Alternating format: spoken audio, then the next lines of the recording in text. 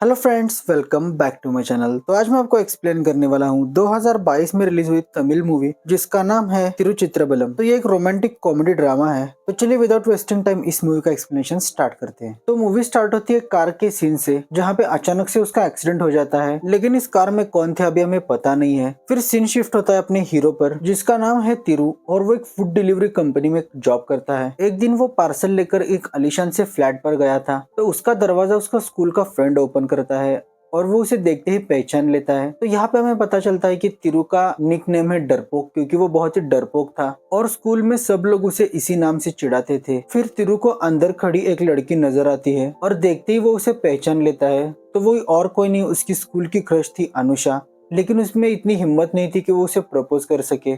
इसीलिए तिरु जल्दी से अपना पार्सल उस लड़के को देकर वहां से चला जाता है ताकि अनुषा उसे देख ना ले। फिर तिरु जब एक स्टॉल पे बैठ के खाना खा रहा था तो कुछ कॉलेज के लड़के लड़ाई झगड़ा कर रहे थे, लेकिन तिरु के फ्रेंड्स भी उसे उस झगड़े में इन्वॉल्व कर लेते हैं, जिसके कारण तिरु भी फंस जाता है और उसे पुलिस स्टेशन ले जाया जाता है। तो वहाँ के पुलिस इंस्पेक्टर थे नीलकंदन, तो वो सबको देखते हैं और सिर्फ तिरु को ही चाटा मारकर उन सबको कहते हैं कि इनके पेरेंट्स को बुला लो और इनकी कंप्लेंट रजिस्टर कर दो। फिर रात में जब तिरु घर पर आता है तो उसके पापा भी घर पर आते हैं। तो यहाँ पे हमें पता चलता है कि नीलकंदन तिरु के ही पापा है, इसीलिए उन्होंने उसको झापड़ मारा था। लेकिन वो घर पर आकर उसे कुछ नहीं कहते और पिछले 10 सालों से नीलकंदन और तिरु के बीच में कोई बातचीत ही नहीं थी। तिरु के दादाजी का नाम था सीनियर तिरु, क्योंकि तिरु की मम्मी तिरु के दादाजी को बहुत मानती थी, इसीलिए उन्हीं के नाम पर इसका भी नाम रखा गया था। लेकिन इसके कारण तिरु को बहुत प्रॉब्लम होती थी और ये तीनों मिलकर ही घर का सारा काम करते थे। उन्होंने अपना अपना काम डिवाइड कर लिया था, लेकिन तिरु और नीलकंदन क्यों बात नहीं करते ये हमें बाद में पता चलेगा। फिर कहानी शिफ्ट होती है अपनी हीरोइन पर, जिसका नाम है शोभना, और उसके घर में उसका छोटा भाई और मम्मी पापा रहते हैं। सो यहाँ पे शोभना की बात करें तो वो एक आईटी कंपनी में जॉब करती है, लेकिन उसे जल्दी उठने की आदत नहीं थी, इसीलिए घर वाले उसे जबरदस्ती उठाते थे। किसी तरह से रेडी होकर वो नीचे जाकर कैब का वेट करती है। और तिरु और शोभना बचपन से ही दोस्त थे और तिरु की इकलौती फीमेल फ्रेंड है शोभना, क्योंकि तिरु की स्कूल में भी कोई बेस्ट फ्रेंड नहीं थी और कॉलेज भी उसने कंप्लीट नहीं किया था। यहाँ पे शोभना तिरु को बताती है कि उसे ऑफिस में ही कनाडा का ऑफर लेटर आया है और वो इस बारे में कंफ्यूज है कि जाना चाहिए या नहीं। लेकिन इस पर तिरु कहता है कि तुम्हें जो अच्छा लगे वो करो। तो तिरु की ये बात सुनकर शोभना नाराज होती है और फिर कैब में बैठकर चली जाती है और तिरु भी अपने काम पर चला जाता है। फिर जब वो पेट्रोल पंप पर खड़ा था तभी वहाँ पे अनुषा भी अपनी कार लेकर आती है और वो तिरु को बुलाती है। तब अनुषा तिरु से कहती है कि 10th में तो तुम टॉपर थे, हमें लगा था तुम बहुत कुछ बड़ा कर लोगे, लेकिन तुम ये क्या कर रहे हो डिलीवरी का काम। तब तिरु कहता है कि मुझे फैमिली प्रॉब्लम हो गया था, इसीलिए मुझे स्टडी छोड़नी पड़ी। फिर अनुषा तिरु का नंबर ले लेती है और वहां से चली जाती है। तो ये देख के तिरु भी बहुत खुश हो जाता है। फिर रात में जब तिरु ये बात शोभना को बता रहा था कि उसकी स्कूल की क्रश ने उसका नंबर लिया है और शायद वो भी मुझे लाइक करती है, लेकिन शोभना कहती है कि मुझे तो दाल में कुछ काला लग रहा है। तभी अनुषा का कॉल आता है और वो तिरु से कहती है कि सारे डिलीवरी वालों की स्ट्राइक चल रही है, तो क्या तुम मेरे घर पर फूड डिलीवर करोगे। तो ये बात सुनकर शोभना बहुत हंसती है और वो तिरु से कहती है तुम्हारा सिर्फ इस्तेमाल करने के लिए उसने नंबर लिया है, जाओ अब डिलीवरी करके आओ। तो तिरु भी हंसते हंसते अनुषा का ऑर्डर ले लेता है और उसका पार्सल डिलीवर करने के लिए उसके घर पर जाता है। लेकिन अनुषा पार्सल के पैसों के साथ कुछ टिप भी देती है। तो ये देख के तिरु नाराज हो जाता है और टिप को इनकार करते हुए वहां से चला जाता है। तो ये देख के अनुषा को भी बहुत बुरा लगता है। फिर घर वापस आने के बाद जब तिरु ये बात शोभना को बताता है तो उसकी तो हंसी ही निकल जाती है। तभी टीवी पर न्यूज चल रही थी कि कुछ किडनैपर्स ने एक 3 साल की लड़की को किडनैप किया है। फिर अगले दिन जब तिरु फूड डिलीवर करने के लिए एक जगह पर गया था तो गलती से वो दूसरे फ्लैट में जाता है। तो वहाँ का आदमी कहता है कि हमने ये ऑर्डर नहीं किया है, यहाँ से चले जाओ, और वो बहुत ही रूडली बात कर रहा था। तभी उसके पीछे से एक आदमी एक छोटी लड़की का मुंह बंद करके ले जा रहा था। तो ये देख के तिरु समझ जाता है कि यहाँ पे कुछ ना कुछ गड़बड़ है। तो वो सीधा पुलिस स्टेशन जाता है और पुलिस को उस लोकेशन पर लेकर आता है, जिसके बाद पुलिस उन गुंडों को अरेस्ट करती है और नीलकंठन की हर जगह वाहवाही होने लगती है कि कितने बहादुरी से उसने उस लड़की को छुड़वाया है। फिर अगले दिन नीलकंठन तिरु को डांट रहा था कि तुमने बहादुरी से सामना करने के बजाय डरपोक की तरह आकर पुलिस स्टेशन में कंप्लेंट कर दी, अगर इसी बीच लड़की को कुछ हो जाता तो क्या होता। तो इसी तरह से नीलकंठन हमेशा तिरु को डांटता ही रहता था। तो जब ये बात शोभना को पता चलती है तो गुस्से में वो आकर नीलकंठन से कहती है कि तुम्हारी वजह से तिरु बहुत सफर हो रहा है और हमेशा उस पर क्यों हाथ उठाते हो। लेकिन नीलकंठन इसका कुछ जवाब नहीं देता तो शोभना वहाँ से चली जाती है और तिरु भी आकर छत पर सो जाता है। तभी उसे अनुषा का मैसेज आता है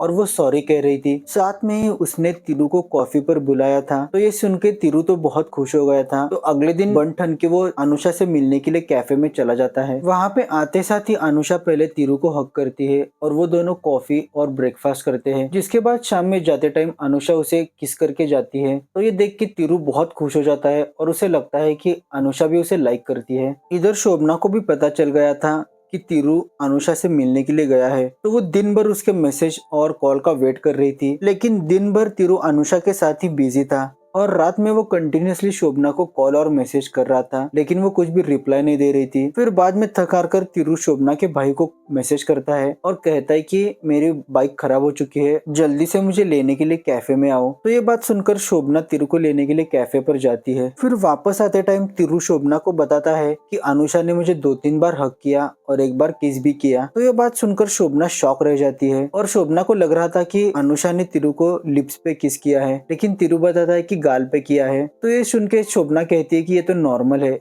इसमें कौन सी बड़ी बात है। जिसके बाद एक रोमांटिक सा गाना प्ले होता है। फिर कुछ दिनों बाद तिरु और अनुषा फिर से मिलते हैं। तो यहाँ पे तिरु एक शायरी अंदाज में अनुषा को प्रपोज करता है, लेकिन अनुषा कहती है कि हम सिर्फ फ्रेंड्स हैं और भले ही मैंने तुम्हारे साथ फ्लर्ट किया हो लेकिन अभी ये नॉर्मल है। तब तिरु बताता है कि तुम्हारे लिए नॉर्मल होगा, मेरे लिए बहुत ही बड़ी बात है और मैं थोड़ा सा अलग हूँ। जिसके बाद अनुषा को कॉल आता है तो वो वहां से चली जाती है और तिरु बहुत ही मायूस होकर टूटा हुआ घर आता है। घर आने के बाद तिरु ये सारी बात शोभना को बताता है तो वो भी उसका बहुत मजाक उड़ाती है। लेकिन बाद में माइंड डाइवर्ट करने के लिए शोभना तिरु को थिएटर लेकर आती है। तो यहाँ पर भी अनुषा और उसके फ्रेंड्स थे तो वो तिरु का मजाक उड़ाने लगते हैं डिलीवरी बॉय करके। तो ये देख के शोभना को बहुत गुस्सा आता है और वो उनके साथ झगड़ा करने के लिए जाती है, लेकिन तिरु बहुत ही शांत था और वो कुछ नहीं कहता। जिसके बाद वो फ्रेंड्स शोभना का भी मजाक उड़ाते हैं और इस पर भी तिरु कुछ नहीं कहता। तो ये देख के शोभना बहुत हर्ट हो जाती है और वहाँ से वो दोनों चले आते हैं। जिसके बाद उन दोनों में बहुत झगड़ा होता है और वो एक दूसरे से बात करना बंद कर देते हैं, लेकिन दोनों भी एक दूसरे को बहुत मिस कर रहे थे। इसी सोच में तिरु अपने पापा का यूनिफॉर्म आयरन कर रहा था, लेकिन गलती से वो उससे जल जाता है। तभी नीलकंठन को अपने ससुराल से एक वेडिंग इनविटेशन आता है। तो सीनियर तिरु कहते हैं कि हमें जाना चाहिए, लेकिन नीलकंठन उसे इग्नोर कर देता है। फिर बाद में जब वो अपना जला हुआ यूनिफॉर्म देखते हैं तो वो सीनियर तिरु से पूछते हैं कि ये किसने जलाया।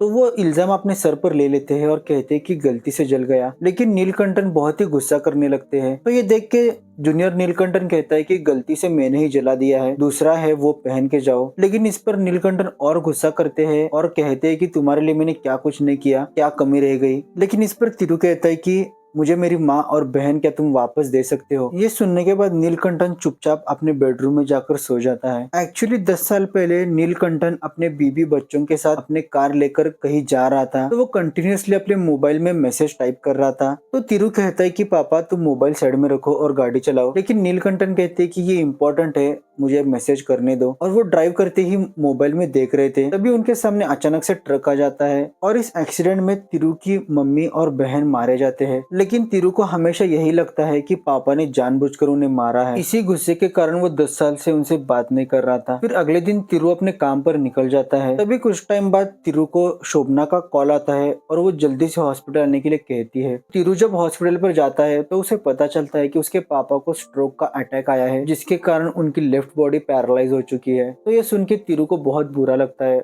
और उसे लग रहा था कि रात में उसने झगड़ा किया था जिसके कारण ये सब हुआ है। फिर घर आने के बाद सीनियर तिरु ही नीलकंठन की सारी देखभाल करते थे और तिरु अभी तक उनसे बात नहीं करता था। फिर एक दिन नीलकंठन को वॉशरूम जाना था और सीनियर तिरु सो रहे थे। तो तिरु उन्हें बहुत जगाने की कोशिश करता है, लेकिन वो सोने की एक्टिंग ही कर रहे थे। इसीलिए ना चाहते हुए भी तिरु को नीलकंठन के पास जाना पड़ता है और उसकी हेल्प करनी पड़ती है। तो यहाँ पर वो तिरु से माफी मांगते हैं और वो कहते हैं कि क्या तुम्हें लगता है मैंने ये जानबूझकर किया होगा। इस बात का मुझे भी बहुत अफसोस है, लेकिन मैं क्या कर सकता हूँ। कब से मैं मौत की भीख मांग रहा था और ये अटैक के बाद भी मैं बच गया। तो ये सुन के तिरु भी बहुत इमोशनल हो जाता है और वो अपने पापा को माफ कर देता है, जिसके बाद वो दोनों एक दूसरे से अच्छे से बात करने लगे। फिर एक दिन सीनियर तिरु जूनियर तिरु से कहते हैं कि अब तुम्हें अच्छी पेमेंट वाली जॉब ढूंढनी पड़ेगी, क्योंकि अब नीलकंठन का तो इनकम नहीं हो रहा है और इतने से इनकम पर हमारे सारे खर्चे नहीं चलेंगे। तो ये बात लेकर तिरु शोभना के पास जाता है। तब शोभना उसे बताती है कि अच्छे अच्छे डिग्री वाले लोगों को भी आजकल जॉब नहीं मिल रही, तो तुम्हारे जैसे 10वीं पास को कौन सी जॉब मिलेगी,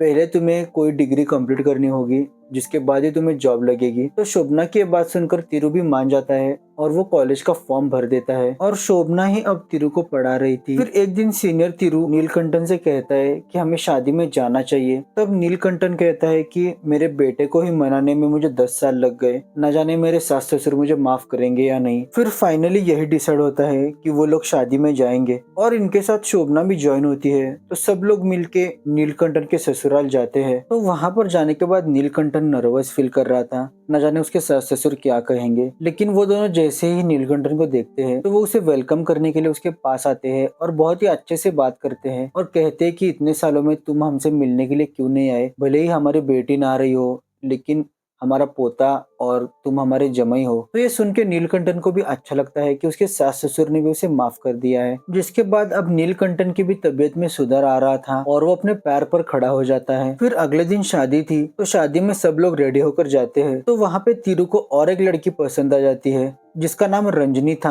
तो ये बात शोभना को बताता है और कहता है कि मुझे ये लड़की पसंद आ गई है और मुझे उससे बात करनी होगी। लेकिन उसमें इतनी भी हिम्मत नहीं थी कि वो उससे बात करे, बस वो दूर से उसे देखता था। तो शोभना उसे धक्का देती है और बात करने के लिए कहती है, लेकिन वो बस उसका नाम पूछकर वहाँ से चला आता है। और ऐसे ही 7 दिन बीत जाते हैं और उनका घर वापस जाने का टाइम आ जाता है। तो तिरु मायूस होकर एक जगह पर बैठा था, लेकिन शोभना से तिरु को यह मायूसी देखी नहीं जाती। तो वो रंजनी को वहाँ पर लेकर आती है और उनको बात करने के लिए कहती है। तो यहाँ पे तिरु रंजनी से उसका नंबर मांगता है, लेकिन रंजनी कहती है कि हमें कांटेक्ट में क्यों रहना है। तो उसकी बातों से तिरु को पता चल जाता है कि रंजनी का उसमें कोई इंटरेस्ट नहीं है और रंजनी वहाँ से चली जाती है। अब घर वापस जाते टाइम तिरु और उसके दादा ट्रेन में ड्रिंक कर रहे थे। तब तिरु दादा से कहता है कि फिर से उसका दिल टूट गया है। तब सीनियर तिरु जूनियर तिरु से कहते हैं कि तुम्हारा प्यार तो तुम्हारे आंखों के सामने ही है। तब दादाजी तिरु से कहते हैं कि तुम्हारे लिए शोभना ही परफेक्ट है। लेकिन तिरु कहता है कि अभी तक मैंने शोभना को कभी इस नजर से देखा ही नहीं और मैं उससे प्यार नहीं करता। तब दादाजी कहते हैं कि प्यार क्या होता है,